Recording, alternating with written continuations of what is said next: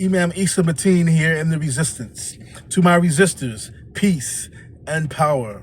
Resistors, today I want to give some wisdom of the elders on how to avoid crashing out.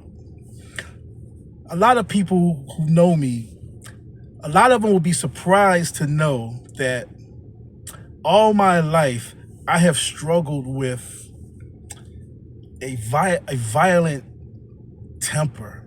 I really have a really raging, rip roaring, violent temper. A lot of people wouldn't know that. You see me, I'm mild mannered. And you know how some people struggle with maybe drugs or alcohol. I struggled my entire life trying to keep from crashing out. So I thought I would share.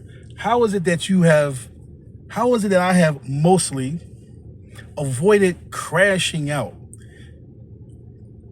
As a black man here in America, I stay angry. I'm mad all the time. You won't know it.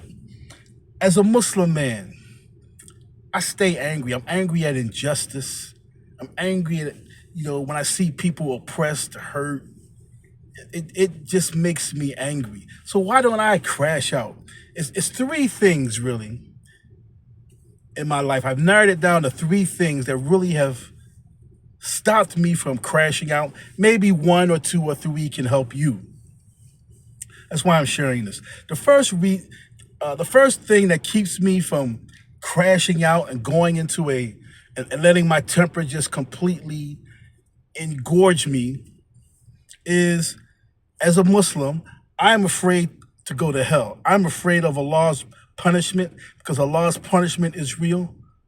Allah sees everything. He knows everything. I'm not trying to go to hell that easy. So that keeps me in check. But even earlier than that, two other things kept me really in check. First, the other thing is, my grandmother. My grandmother helped me deal with my temper because, she wasn't having it. She wasn't having it, and I never saw her lose her temper. I never really saw her lose her temper. And she was a model for me. So my grandmother helped me. And if you don't have that, maybe you're not a Muslim or you don't have a grandma, whatever, maybe this other thing. I learned how to play chess early. And playing chess taught me to think about what's going to happen after you make a move. After you make a move, what's going to happen after that? So something may seem like it's easy. You run, you take a piece. Oh, I got that piece. And then your opponent checkmates you. And you're like, wow, look at that. I made this move prematurely. So I look at it like this. I look at it like a chess game. I'm the king. I'm the king. I cannot let a pawn make me crash out. Because as the king, I have a goal, and that's to checkmate my opponent. So I look at that, my goals is the checkmate. So you want to make sure you have goals in life. What are you after? What is it you're trying to do? What is it you're passionate about? If you don't have something that you want to achieve in life, get something.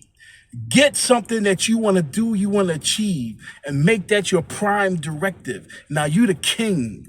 You can't let a pawn make you crash out. You can't let a rook or a bishop make you get checkmated. Okay? If a pawn comes to you, you look past that pawn and what you're trying to accomplish. A homicide charge is a pawn and it will checkmate you. You are checkmated when you get a homicide charge. An armed robbery charge, you have been checkmated. Checkmate. Look past that. Get you a goal. You are the king. You make the checkmate, and you don't let some pawn make you crash out. To my resistors, peace and power.